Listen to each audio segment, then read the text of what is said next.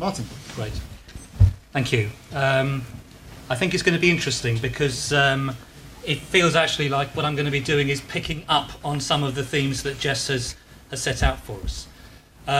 Let me try to establish what I think will be some common ground to start off with. I imagine everybody in the room is here tonight because we share a passion for film. I mean, I have it. I think film is the art form of our era.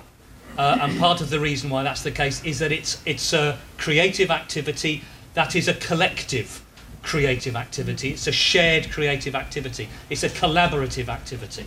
And I think the excitement and the buzz and the creativity and the experience of getting more than the sum of the parts is part of what makes this a great industry to work in, as I used to work in it some years ago, to be involved in now in the capacity that I'm involved in now, as a cinema goer. I mean, as somebody who actually goes and wants to see films and wants to see the product of other people's work. So it's a fantastic industry to be in, and we all share that passion. I'm also assuming, and it'll be interesting to see if I'm right, that when we talk about our passion for filmmaking, our passion is there because we here in this room, the community that we're talking about, we don't see this as a hobby, we see this as a career, right? This is about what you want to do as a significant part of your life. This is about how you would like to earn your living. That's crucial. It's crucial. And Jess just touched on it a minute ago, because yes, this is an art form, but it's also an industry. It's also an industry. Yes, it's creative, but it's also a business. It's both. And they are equally essential. They go along with alongside each other, and either without the other is less than the film industry. And that's the reality we've got to face. This is about saying, yes, this is about careers. Yes, it's about livelihoods. Yes, it's about sustainability. It's about professionalism, therefore. It's about getting real and being professional about our commitment to our careers individually and to the industry that we're in collectively. And that's why I think the issues that we're debating tonight are so essential. Now, there's two different sorts of production which I encounter in this sector. And just to be clear, I mean, the language, I think we know what we're talking about, but just to be clear, when I talk about the film industry, I am talking for most of my working day about, not just all about Harry Potter, but I'm talking about a range of film production which has got budgets of £1 million and all points north, and of course people are getting paid, and of course people are getting formally employed. That's what we do, we're a trade union. We're talking tonight about a point somewhere south of that where the budgets are much smaller, a fraction of that sort of sum. And I see two sorts of things going on here. I see cynical rip-off producers exploiting the fact that there are many more young people trying to get into this industry than there will ever be work for, desperate to get started, desperate to get a bit of experience, desperate to get something on their CV, and there are cynical producers out there prepared to take advantage of that. Item, London Dreams Motion Pictures Limited, Nikki Vetter, the Employment Tribunal case.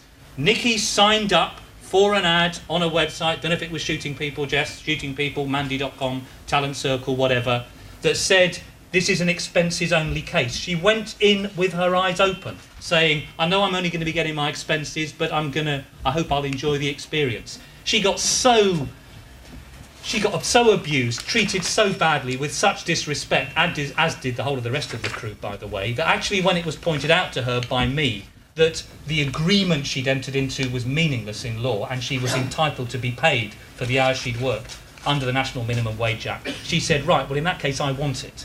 And as things stand, she got it. And so she should, because that was a completely cynical rip-off. However,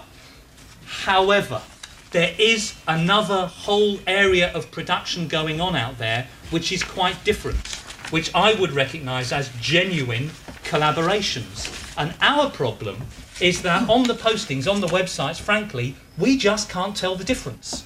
We just can't tell the difference, because all it says is we're making this film, sorry, expenses only, it'll be really good fun, might buy you your lunch. And who knows what's going on there? Is it a rip-off? Is it a completely cynical exploitation of hungry, eager young people? Or actually, is it a bunch of young people trying to get something together, and yes, they haven't got a sound recordist on board, and they want to get one, and actually they don't want to rip anyone off. They just want to make something happen, which isn't going to happen otherwise. They are two different cases, and the problem at the moment is, A, we can't tell the difference in terms of their visibility, and B, we don't have a structure for the second of those cases, the genuine collaboration that marks it out as such and makes it quite distinct and quite separate from the rip-off, cynical, exploitative film. We are talking to Co-ops UK now about the prospect, and we're not there yet, I hope this will bear fruit, but I can't promise you tonight, but we are exploring the prospect of the co-op, the model of a co-op, the idea of a co-op as the legal vehicle for a genuine, honest, honourable, collaborative film project. The two issues I hope it solves are, first of all, everybody will jointly own the project at the end of the day, so nobody can run off with the benefit of everybody else's work and make their career on the back of it. And secondly, it collapses the employer-worker distinction, which is what the national minimum wage is all about, because you're contributing your labour to your own shared project, your own shared co-op. We think that might be a way through, and we think that's something on which actually we can all work together. My time is up. Thanks for listening.